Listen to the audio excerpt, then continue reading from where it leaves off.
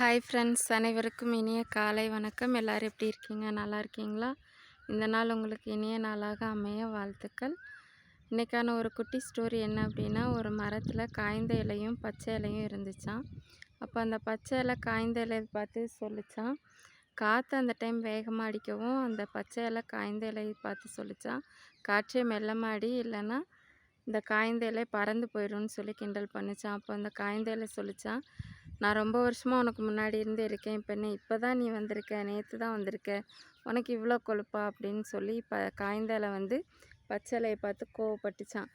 அப்போ பச்சை இலை சொல்லிச்சான், நீ இப்போ வயசாயிடுச்சு, நீ இப்போ பறந்து போயிடுவ காற்றடிச்சதுன்னா, நான் தான் ரொம்ப வருஷம் இதில் இருக்க போகிறேன் அப்படின்னு சொல்லி ஆணவமாக பேசிச்சான். அப்போ பார்த்தா பயங்கர காற்றடிக்கவும் அந்த மரமே என்ன செஞ்சிருச்சான், வேரோட சரிஞ்சிருச்சான். அப்போ சரிஞ்சோடனே அந்த காய்ந்த இலையும் பச்சை இலையும் சேர்ந்து கீழே விழுந்துருச்சு. அப்போ அந்த மரம் பார்த்து சொல்லிச்சான், நீங்கள் இவ்வளோ நேரம் பேசிகிட்டு இருந்ததை நான் கேட்டுட்டு தான் இருந்தேன்.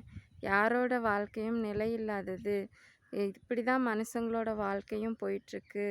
அதனால் இன்றைக்கி இருக்கிறவங்க நாளைக்கு கிடையாது. இதில் நீ பெரியவன் நான் பெரியவன்ற ஆணவமும் பேச்சும் அகந்தையும் எதுக்கு?